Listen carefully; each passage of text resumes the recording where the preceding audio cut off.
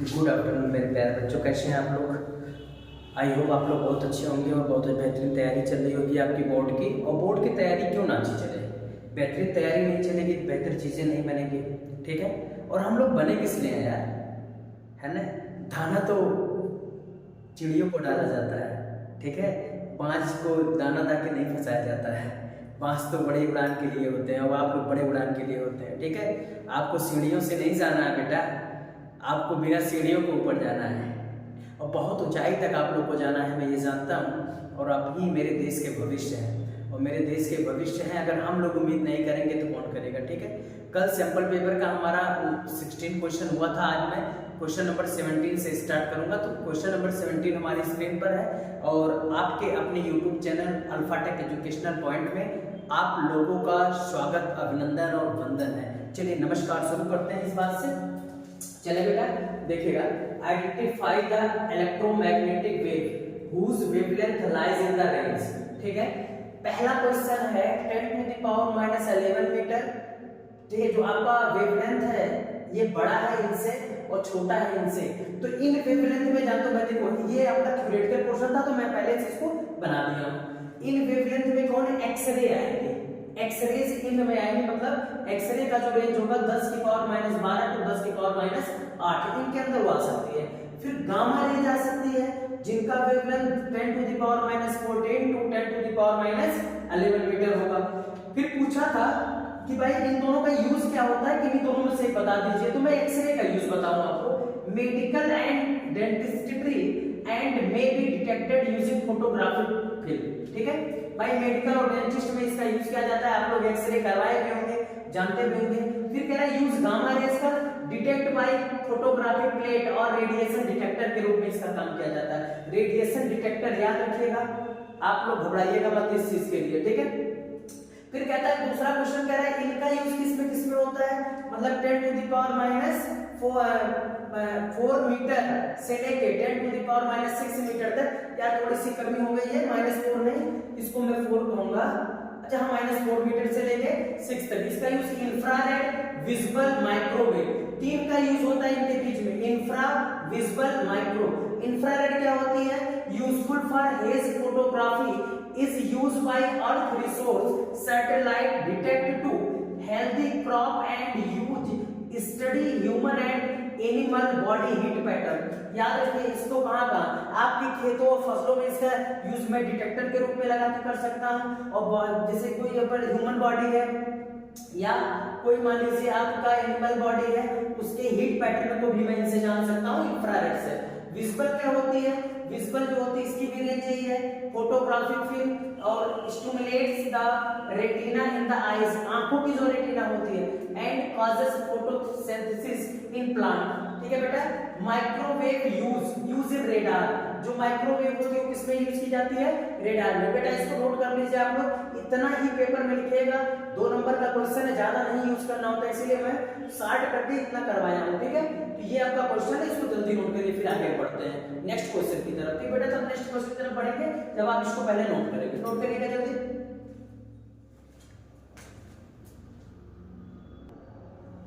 हाँ देखिए question number 18 हमारे सामने आ गया। A muons is a particle that has the same charge as an electron but is 200 times heavier than it. We had an atom in which the muons revolve around a proton instead of an electron. What would be the magnetic moment of the, ठीक है। Magnetic movement का formula होता है electron के लिए mu equal mu E, mu को magnetic movement का, mu में magnetic movement of electron E upon H upon 4 pi M. इसको आप लोग जानते नहीं होंगे, नोट करिएगा जरूर, इसको जरूर जानिएगा। अब आप हम बात करते हैं म्यूऑन्स की। M U O N, muon क्या है, it is unstable subatomic particle, ठीक है। और इसकी लाइफ क्या होती है, लाइफ टाइम इसकी क्या होती है 2.2 माइक्रो सेकेंड, मतलब 2.2 माइक्रो सेकेंड की इसकी लाइफ टाइम होती है। म्यूआंस की, याद रखिएगा म्यूआन की बात कर रहा हूं। It is unstable subatomic particle है, इसकी लाइफ होती है बेटा 2.2 माइक्रोसेकंड। तो magnetic movement of electron EH/4πme, लेकिन मैग्नेटिक मूवमेंट ऑफ म्यूआन का क्या होगा EH/4π, क्योंकि ये कहा है ना कि चार्ज सेम चार्ज है, जो इलेक्ट्रॉन का चार्ज है वही म्यूआन्स का चार्ज है, याद रखिएगा वही चीज बोला है, जो म्यूआन्स का चार्ज है वही इलेक्ट्रॉन का चार्ज है, E रहेगा। और इसको प्लैंक कांस्टेंट कहते हैं 4πmh, फिर 1.6 into 10 to the power minus 16 into 6.6 into 10 to the power minus 34 upon 4 गुणे 3.14 और गुणे mh कितना है 200 me, यानी 200 याद रखिए mh इक्वल 200 me, E मतलब mass of electron, 9.1 into 10 to the power minus 31। इसको आप कैलकुलेट करेंगे बेटा आपका मैग्नेटिक मूवमेंट निकल जाएगा। लेकिन एक बात आपको और बताऊंगा कि magnetic movement does not depend mass. Magnetic movement कभी मास पे डिपेंड नहीं करता है, वो अनअफेक्टेड होता है, याद रखिएगा, इस बात को जरूर याद रखिएगा। मैग्नेटिक मूवमेंट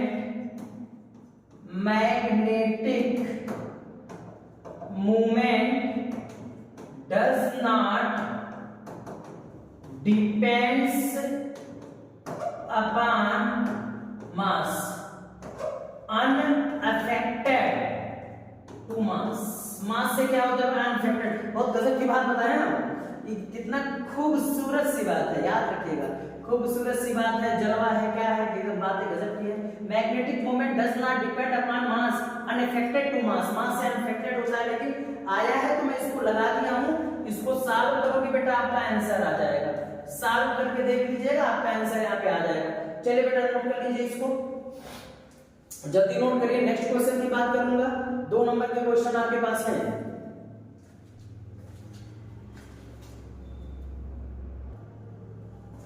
चलिए बेटा नेक्स्ट क्वेश्चन की चर्चा करते हैं। Define barrier potential, why does the thickness of the deflation layer in a PN junction diode very with increase in reverse bias. ठीक है, फिर देखिए बैरियर वाला मैं इसको बता दे रहा हूं। तो barrier potential is the potential difference required by the electron in the PN junction diode two passes the electric field across the semiconductor. अब देखिए पोटेंशियल बैरियर कैसे जनरेट होता है, मैं उसकी बात करता हूं। ये देखिए मेरा पी टाइप सेमीकंडक्टर, ये N type semiconductor, P type N type. यहां पी टाइप को बैटरी के नेगेटिव टर्मिनल से और एन टाइप को पॉजिटिव टर्मिनल से जोड़ देंगे, बैटरी के नेगेटिव और पॉजिटिव जोड़ देंगे। पी में कौन होता है बेटा, होल्स होते हैं, पी में कौन होता है, होल्स होते हैं। और एन में कौन होता है, इलेक्ट्रॉन होते हैं, एन में कौन होता है, इलेक्ट्रॉन होते हैं। ध्यान से एकदम देखिएगा, एन में इलेक्ट्रॉन होते हैं। मतलब पी टाइप सेमीकंडक्टर में जो आपके मेजॉरिटी चार्ज कैरियर होते हैं वो होल्स होते हैं, एन टाइप सेमीकंडक्टर में जो मेजॉरिटी चार्ज कैरियर होते हैं इलेक्ट्रॉन होते हैं। इसमें माइनॉरिटी चार्ज कैरियर कौन होता है, इलेक्ट्रॉन होता है।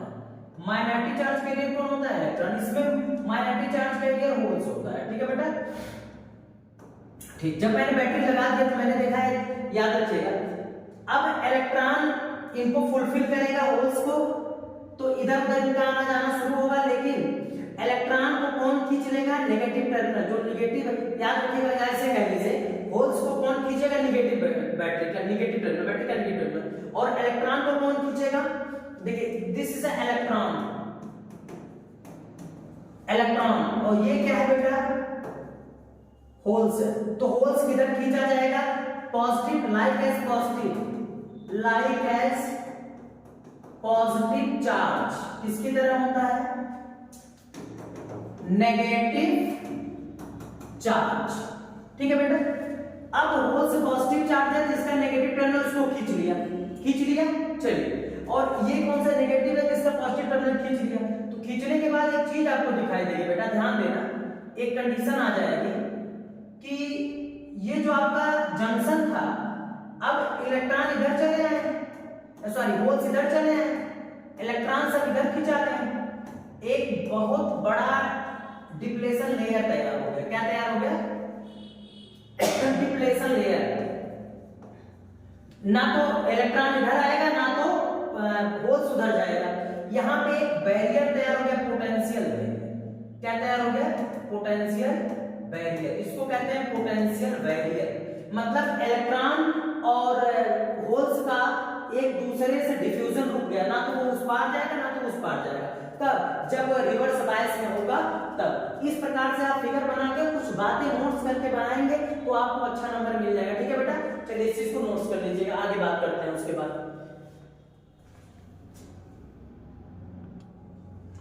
चलिए बेटा नेक्स्ट क्वेश्चन की बात करते हैं। ठीक है, consider two different hydrogen atom, the electron in each atom is in an excited state possible for the electrons.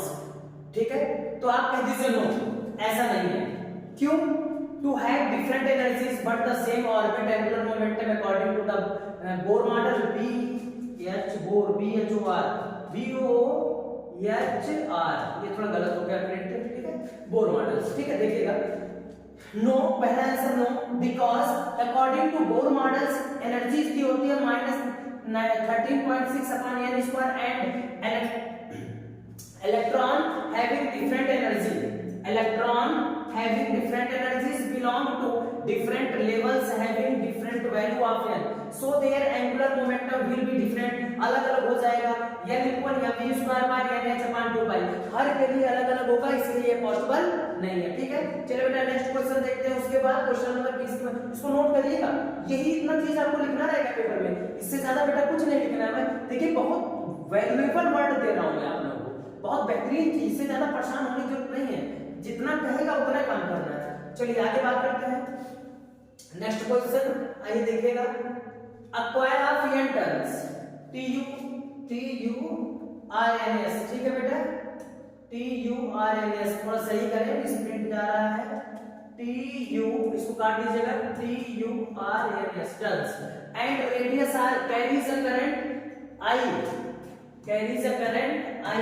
ठीक है, it is unwounded and rewounded to make a square coil of side having the same number of turns and keeping the। फिर उसके बाद पूछा है, उसके बाद क्या पूछा देख लीजिए, current I same find the ratio of the magnetic moment of the square coil and the circular coil। चलिए सर्कुलर coil, ठीक है, it is the force between two parallel plates। चलिए पहले इसकी बात कर लें। आइए देखिए क्या मैग्नेटिक मूवमेंट होता है, तो मैग्नेटिक मूवमेंट का फार्मूला होता है बेटा, ध्यान दीजिएगा, पहले खूब अच्छे से ध्यान दीजिएगा। m इक्वल कितना होगा, m1 इक्वल NiA1, सेम था, कोई दिक्कत नहीं। m2 equal NiA2। ठीक है, तो A1 इक्वल पाई, उसका स्क्वायर का साइड कितना है भैया, स्क्वायर की साइड, सर्कल वाला आपका स्क्वायर हो जाएगा, स्क्वायर की साइड चलिए देखिएगा कितना होगा। हाँ, एक सर्कुलर कॉइल है तो इसका एरिया क्या होती है सर्कुलर कॉइल की, पाई are square, circular coil.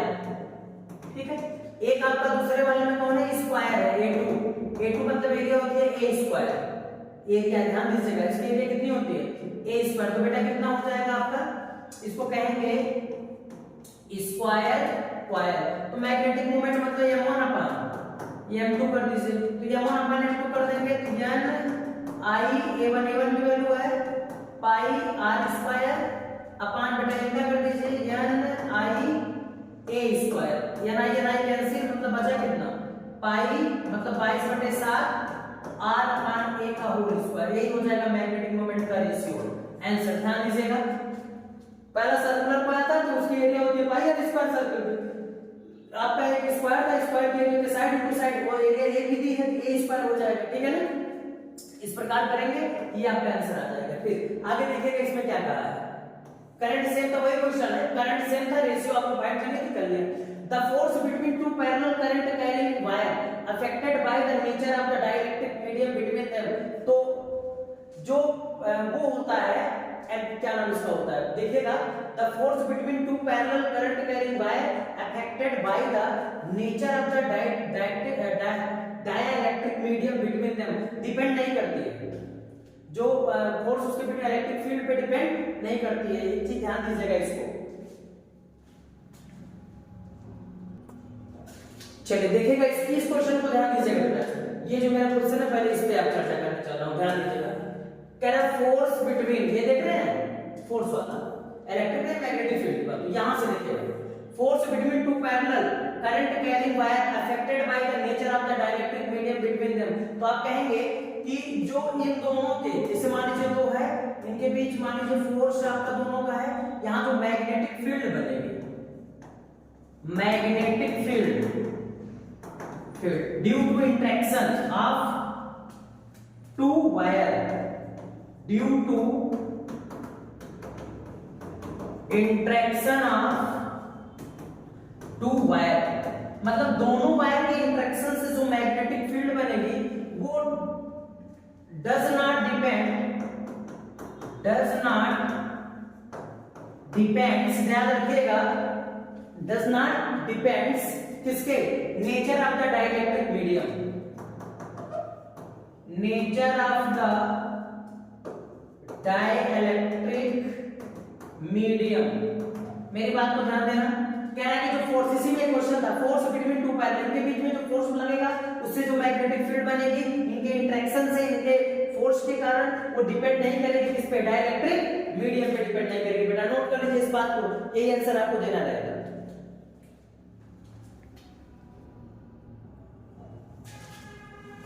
Ji question आपका देखा सुना क्वेश्चन और सबसे खतरनाक क्वेश्चन है, कह रहा है A B B C C D and D are resistor of 1 ohm 2 ohm and 2 ohm respectively connected in series between A and C, A और सी के बीच में, ठीक है। Is a 1 volt cell of resistance, ठीक है, 1 volt cell of resistance of being positive between B and D is a 2 volt cell of 1 resistance. ये देखिए 2 volt का रहेगा resistance B being positive, find the current each branch of the circuit. सभी देखिए इसको लगाने भैया पसीना छूट गया है, बड़ा जबरदस्त सवाल है, ये ध्यान दीजिए, अभी जस्ट इसको सॉल्व करके तब आपके सामने ला रहा हूं। हमने कहा भाई बड़ा है और टाइम भी लगेगी। चलिए देखिए व्हीटस्टोन ब्रिज आ गया आपका, I2 1 ohm का रेजिस्टेंस, 2 volt की बैटरी है, I1 1 ohm resistance, I1 I2, ठीक है ना।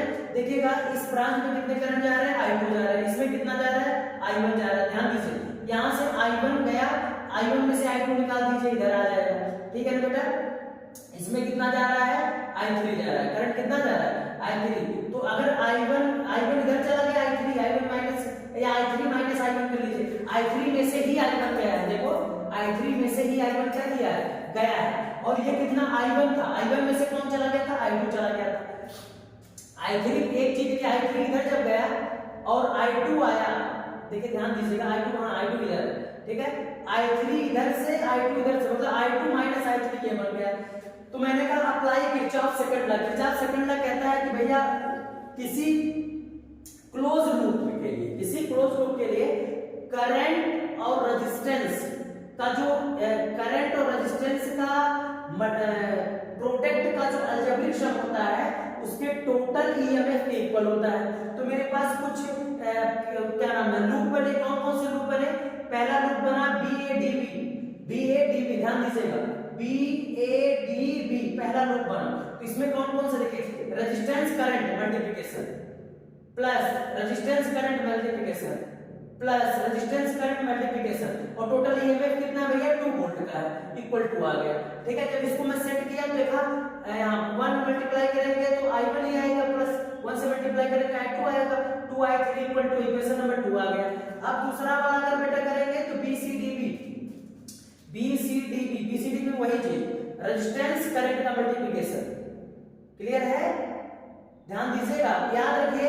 अगर आपका सुन लीजिएगा, कहानी सुनिएगा, अगर आप सही दिशा में जाए, मतलब करंट के डायरेक्शन में जा रहे हैं तो पॉजिटिव, करंट के अपोजिट डायरेक्शन में जा रहे हैं तो नेगेटिव, ठीक है।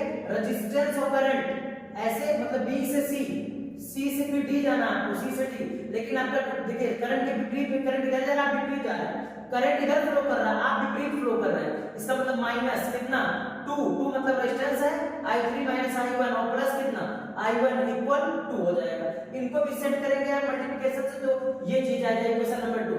आपका थर्ड देखिए, थर्ड वाली बात होगी कौन सी, ADCEFA, ADCEFA मतलब नीचे वाला पूरा पोर्शन, A से D की तरफ चाहिए, A से D की तरफ 2I3, देखिए current resistance 2I3 plus 2I3 minus I1 plus 2I3 minus I2 equal कितना 1, A से D, D से C, C से E, याद रखिए जिधर करंट जाएगा आप उधर जा रहे हैं तो पॉजिटिव, टेकन पॉजिटिव, अगर करंट की अपोजिट डायरेक्शन में जा रहे हैं टेकन नेगेटिव, ये जरूर ध्यान दीजिएगा आप लोग, घबराइएगा मत।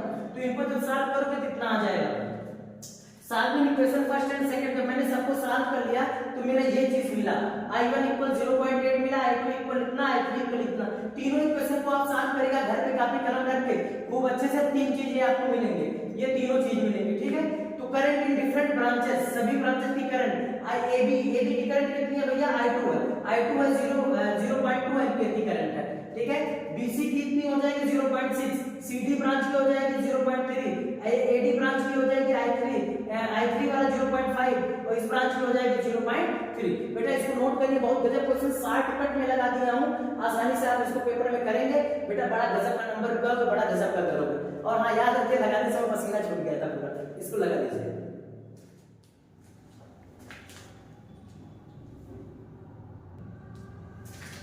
चलिए बेटा क्वेश्चन नंबर 23 पे आते हैं, जस्ट हमने इसको क्या define the term potential barrier and depletion region for a PN junction diode, state how the thickness of the depletion region will change with the PN junction diode is. देखिए ये आपका कौन सा क्वेश्चन बेटा, semiconductor में आप जाएंगे और सेमीकंडक्टर में इसको आप करेंगे, क्योंकि आपका ये पूरा थ्योरेटिकल क्वेश्चन है। थ्योरेटिकल अगर थ्योरी लिखूंगा तो 4 घंटे की वीडियो बनेगी, तो थ्योरी लिखने की जरूरत नहीं है। अभी मैं पोटेंशियल बैरियर की चर्चा किया था और आप डिप्लेशन लेयर की भी चर्चा किया था, क्या होता है उसमें आप पढ़ेंगे सेमीकंडक्टर में, आपको पूरा मिल जाएगा, ठीक है बेटा। आइए क्वेश्चन नंबर किस पे आ जाए हम, हाँ forward bias and reverse bias क्या होता है, चलिए इसकी चर्चा करते हैं थोड़ा। फॉरवर्ड बायस और रिवर्स बायस क्या होता है, ये भी वही मिलेगा लेकिन चर्चा कर लेंगे इसकी, हम चर्चा कर रहे हैं। ये देखिए forward bias P N proton का होल्स, इसमें इलेक्ट्रॉन्स, इसमें कौन इलेक्ट्रॉन्स, करंट थोड़ा सा चेंज करते कलर तब मजा आएगा, इलेक्ट्रॉन्स को ऐसे कर देना, ठीक है।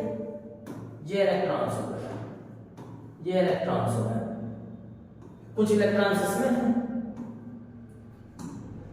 और कुछ होल्स इसमें रहते हैं, ठीक है। मेजॉरिटी चार्ज के लिए P वाली मेजॉरिटी चार्ज के लिए इसमें कौन रहेगा, P में होल्स मेजॉरिटी चार्ज के लिए और N में इलेक्ट्रॉन मेजॉरिटी चार्ज के लिए, P में ये वाला आपका वो हो जाएगा क्या माइनॉरिटी में इलेक्ट्रॉन। देखिए P को अगर मैं पॉजिटिव से जोड़ूं, बैटरी के पॉजिटिव टर्मिनल से और N को बैटरी के नेगेटिव टर्मिनल से, ठीक है।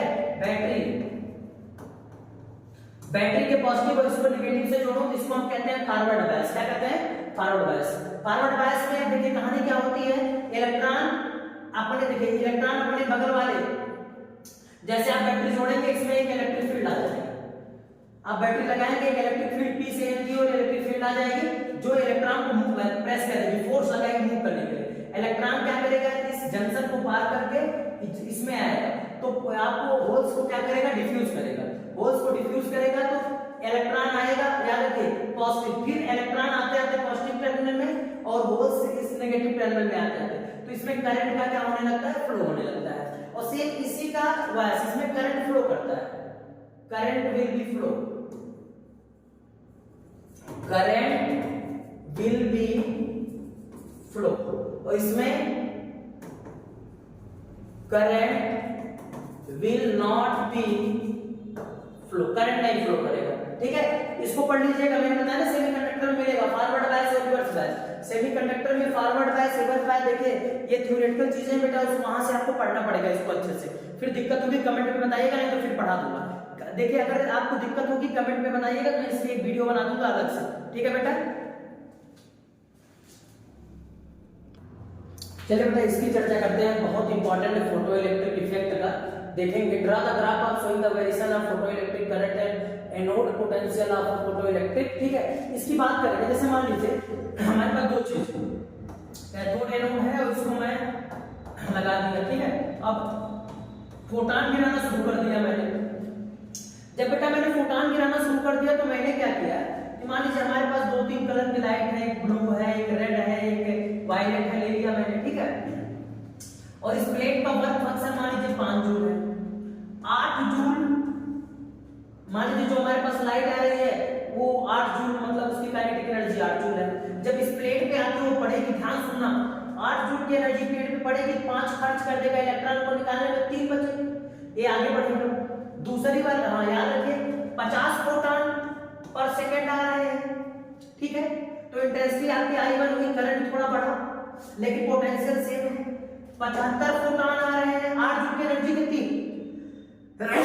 सुन लीजिएगा, 8 जूल की एनर्जी जो है उसमें 8 जूल की एनर्जी तीनों के पास है, ब्लू है, वायलेट है और इंफ्रारेड, कुछ भी मान लीजिए, 3 लाइट है। 50 प्रोटॉन आपकी ब्लू लेके आई, ठीक है, तो इंटेंसिटी I1। 75 प्रोटॉन और कोई लेकर आया, इंटेंसिटी I2। देखिए करंट सैचुरेट हो जा रहा है, मतलब एक बार करंट आपका मैक्सिमम होता चला जा रहा है। काइनेटिक स्टॉपिंग पोटेंशियल सेम है, स्टॉपिंग पोटेंशियल आपका अलग अलग नहीं है। स्टॉपिंग पोटेंशियल कब चेंज होगा, जब काइनेटिक एनर्जी आपकी चेंज होगी। जब 2 जूल का काइनेटिक एनर्जी लेके ये तीनों बढ़ेंगे तो कोई दिक्कत नहीं। 50 इलेक्ट्रॉन आया तो I1, 50 फिर 75 आया तो I2, फिर 100 आया तो कितना I3। याद रखिएगा, सुन लीजिए, कहानी सुनिएगा। 3 लाइट हमारे पास है और जब मैं उसको प्लेट पे गिरा रहा हूं तो मान लीजिए जो हमारे पास लाइट है उसका वर्क फंक्शन 8 जूल है और जिस प्लेट पे आप गिराए हैं उसका वर्क फंक्शन बेटा कितना है, 5 जूल है, ठीक है। तो आप देखिए 5 जो वर्क फंक्शन 5 जूल है, अब 8 गिराएंगे तो 5 जूल ले लेगा, 3 बचेगा आपका। 3 आपका एक इलेक्ट्रॉन 3 लेके बढ़ रहा है, फिर करंट फ्लो किया, 50 प्रोटॉन आया पहले लाइट से, current I1, sorry intensity I1। दूसरी लाइट जो आई एनर्जी वही है, 8 ही जूल एनर्जी है, एनर्जी नहीं चेंज हो रही है, एनर्जी 8 ही जूल है, लेकिन करंट क्या नाम है 75 प्रोटॉन आ रहे हैं और काइनेटिक एनर्जी भी सेम है, कोई दिक्कत उसमें नहीं है। तो इसका मतलब 75 प्रोटॉन आ रहे हैं तो इंटेंसिटी बढ़ गई, प्रोटॉन बढ़ा इंटेंसिटी बढ़ गई, ठीक है। करंट से मैक्सिमम हो गया वहां पे, ठीक है। स्टॉपिंग पोटेंशियल सेम है क्योंकि 8 ही जूल के लेके सब आ रहे हैं। नेक्स्ट वाली रे आई वो भी 8 जूल की लाई, 5 वर्क फंक्शन 3 बचे, ए भी आगे बढ़ेगा लेकिन वो 100 फोटॉन पर सेकंड लेके आए, 100 फोटॉन है, इंटेंसिटी I3 हो गई लेकिन पोटेंशियल सेम है। अर्थात स्टॉपिंग पोटेंशियल तब चेंज होगा जब अलग अलग लाइट जो आएगी उसमें पड़ेगी, ठीक है, उसकी काइनेटिक एनर्जी वेरी करेगी, तब स्टॉपिंग पोटेंशियल। नहीं तो स्टॉपिंग पोटेंशियल सेम रहेगा और ये आपका क्या रहेगा, इंटेंसिटी घटती बढ़ती जाएगी, करंट सैचुरेट हो जाएगा। मतलब करंट एक कंडीशन ऐसी आ जाएगी, इलेक्ट्रॉन गिराते रह जाओगे, करंट जितना फ्लो करना है वो मैक्सिमम उतना ही फ्लो करेगा। इस पे आइए, इसको देखिए, ही वाले को सैचुरेटेड करंट सैचुरेट हो गया, ठीक है। अब पोटेंशियल करा, क्योंकि जब जो आप देखिए पोटेंशियल बदला कैसे, पहली लाइट लाया मैंने वो 8 जूल की एनर्जी थी, ठीक है, 3 जूल लेके आगे बढ़ा तो स्टॉपिंग पोटेंशियल भी बन। दूसरी लाइट लाया 12 जूल की एनर्जी थी, ठीक है ना, और ये कितना है 5 है ना, तो 12 में से 5 गया कितना बचा 8, stopping potential change, kinetic energy change, यहां भी stopping potential change, kinetic energy change. अब फर्क नहीं पड़ता है, करंट सैचुरेट हो गया है, करंट आपका मैक्सिमम जाएगा, कितनों लाके प्रोटॉन आप गिराइए करंट आपका मैक्सिमम हो जाएगा। बेटा इसको ध्यान दीजिएगा, बहुत ये दोनों ग्राफ बड़े अच्छे ग्राफ है और ये पेपर में जरूर पूछे जाएंगे, इसको आप लोग जरूर ध्यान दीजिएगा, ठीक है। इसको देखिएगा, हाँ एक बार फिर कह रहा हूं, काइनेटिक एनर्जी अगर चेंज होगी लाइट की, ठीक है बेटा, तब आपका स्टॉपिंग पोटेंशियल चेंज होगा। काइनेटिक एनर्जी अगर तीनों लाइट की सेम है तो केवल इंटेंसिटी बदलेगी, क्योंकि प्रोटॉन एक बार में 50, दूसरी बार में 75, तीसरी बार में 100 है, ठीक है। करंट सैचुरेट हो गया, लेकिन जैसे काइनेटिक एनर्जी चेंज होगी पोटेंशियल अलग अलग हो जाएंगे, V1 V2 V3, V0 V1 V0 2 V0 V3 अलग अलग हो जाएंगे, और करंट सैचुरेट हो गया, करंट बढ़ने वाला है नहीं, ठीक है ना। इसको पढ़ लीजिएगा, फोटोइलेक्ट्रिक इफेक्ट में बहुत इंपॉर्टेंट टॉपिक है। चलिए बेटा आगे देखते हैं, plot graph flow vibration binding energy. बेटा इसको आप करेंगे क्योंकि आप देखेंगे न्यूक्लियर वाले चैप्टर में बहुत बेहतरीन चीज है, इसको बनाने बड़ा टाइम लगेगा, आज 15-20 मिनट की टाइम खर्च कोई मतलब नहीं है, ठीक है। आप देखेंगे ऐसे बना रहेगा, आपको दिखा दें कैसे बना रहेगा, जैसे आपको खोजने में थोड़ी इजीली हो जाएगी, इतना बड़ा एक्सप्लेनेशन करेंगे दिक्कत हो जाएगी। ऐसे आपका बना रहेगा, यहाँ पे लिखा रहेगा ऐसे ऐसे ऐसे ऐसे ऐसे बना रहेगा, ध्यान दीजिएगा, ठीक है। तो इतना ज्यादा बड़ा करने के बाद दिक्कत हो जाएगी। हाँ इस क्वेश्चन की बात किया जाए, देखिएगा ध्यान से, इस क्वेश्चन में एक बात करते हैं। चलिए बेटा ये क्वेश्चन दिखेगा, it is found experimentally that 13.6 electron volt energy is required to separate a hydrogen atom into a proton and an electron, compute the orbit radius and the velocity of the electron in the hydrogen atom. देखिए hydrogen atom की जो energy होती है -13.6 electron volt. तो 13.6 electron volt, electron की value कितनी हो जाएगी 1.6 × 10⁻⁻19। इसका दोनों को मल्टीप्लाई करोगे तो ये एनर्जी आपकी निकल जाएगी। क्लियर है? इन दोनों को मल्टीप्लाई से आगे देखिएगा, एनर्जी इक्वल होता है -v²/8πε0 r। तो r आपको चाहिए रेडियस से, ये रेडियस पूछा है तो पहले कंप्यूट करना है किसको किसको, रेडियस। तो आइए रेडियस बताया जाए, तो r = e²/8πε0 e। मैंने इसको 1/4πε0 कर दिया, e²/2e कर दिया। इसकी वैल्यू 9 × 10⁹ होती है। ठीक है, e² मतलब इसका स्क्वायर 2 × एनर्जी आपकी इतनी थी तो एनर्जी ला के रख दिया। जब मैंने इसको सॉल्व किया तो ये चीज मेरा मिला बेटा। आगे बढ़ा जाए, वेलोसिटी। अब देखिए वेलोसिटी, जब कोई इलेक्ट्रॉन रिवॉल्व करेगा, ठीक है, किसी न्यूक्लियस में या ऑर्बिटल, किसी ऑर्बिट में करेगा, तो आपको पता है जो काइनेटिक एनर्जी ½ mv² होगी वो उसके हो जाएगी कूलम्ब लॉ वाला जो फोर्स होता है क्या, q1/4πε0 q1 q2/r²। q1 q2 याद रखिएगा, आप उसको पहले एकदम ध्यान से देखिएगा, q1 q2/r²। q1 q2 मतलब इलेक्ट्रॉन ही दो बार है तो इलेक्ट्रॉन का स्क्वायर/r²। तो ये इस वाले से मैं ये फार्मूला जनरेट किया। इस फार्मूले को जनरेट करके v निकालना था मुझे। v को इतना करके जब वैल्यू आप पुट करोगे बेटा ये वैल्यू आपकी आएगी। ठीक है, ये क्वेश्चन नंबर 26 है, ध्यान दीजिएगा इसको, बहुत बेहतर क्वेश्चन है, इसको नोट भी करिएगा और रखिएगा बेटा। क्वेश्चन नंबर 27 देखिएगा, explain by drawing a suitable diagram that the interference pattern in the double slit in actually. ये पूरा थ्योरेटिकल, इसको बताऊंगा बेटा 15-20 मिनट लगेगा, इतनी बड़ी वीडियो बना नहीं सकते हैं। आप जाएंगे वेब ऑप्टिक्स में और इसको पढ़ेंगे। अगर आप दिक्कत होगी कमेंट में दीजिएगा तो इसको हम बता देंगे। ठीक है बेटा, अब आपका आ जाएगा इसमें क्वेश्चन नंबर, हाँ ये वाला इंड्यूस्ड ईएमएफ एंड फिर इसकी चर्चा कर रहे हैं, magnetic flux versus the current. और दूसरी बात क्या है, इंड्यूस्ड ईएमएफ वर्सेस इतना magnetic potential energy store versus current. और लूप ऑफ साइड 8 सेंटीमीटर 28 की ये चर्चा करें। Question number 28, a rectangular loop of side 8 centimeter and 2 centimeter with a small cut in the moving out of a region of the uniform magnetic field of magnitude 0.3 Tesla or directed normal to the loop. What is the voltage developed across the cut of the velocity of? ठीक है, चलो next question 21, a rectangular loop of outside 8 cm and 2 cm with a small cut is moving out of a region of uniform magnetic field of magnitude 0.3 Tesla directed normal to the loop. What is the voltage developed across the cut if velocity of? ठीक है, देखा जाए इसको, तो इसकी length of the loop है 8 centimetre बेटा और ब्रेथ ऑफ द लूप है 2 सेंटीमीटर है, स्ट्रेंथ ऑफ मैग्नेटिक 0.3 है और दोनों की अगर मैं निकालूंगा तो इसको देखिए, आप यहां ध्यान दीजिएगा, velocity of loop v = 1 centimetre, तो ईएमएफ पूछ रहा है, ईएमएफ = BLV, बलवा वाला फार्मूला, तो b = 0.3 × 8 × -2 और सॉल्व करेंगे 2.4 आ जाएगा। टाइम पूछा है तो टाइम को आपके पास बड़ा आसान हो जाएगा भैया, डिस्टेंस जितना ट्रेवल किया हो अपॉन आपकी वेलोसिटी, इसको काटेंगे आपका 2 सेकंड आ जाएगा। ठीक है, ये चीजें आप लगाएंगे, आगे बढ़ जाइएगा इस वाले क्वेश्चन पे, आगे बढ़ेंगे।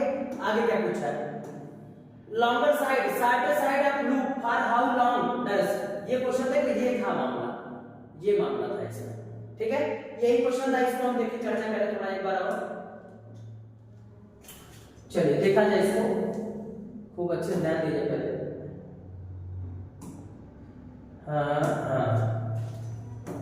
एल 8 सेंटीमीटर और बी इक्वल कितना है 2 सेंटीमीटर था।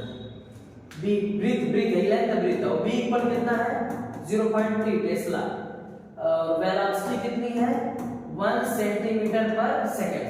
ईएमएफ इंड्यूस्ड ईएमएफ मतलब मूव क्या है, इंड्यूस्ड ईएमएफ पूछ रहा है, BLV बलवा, तो B मतलब कितना 0.3 इंटू L मतलब 8 into 10 to the power -2 into 1 into 10 to the power -2।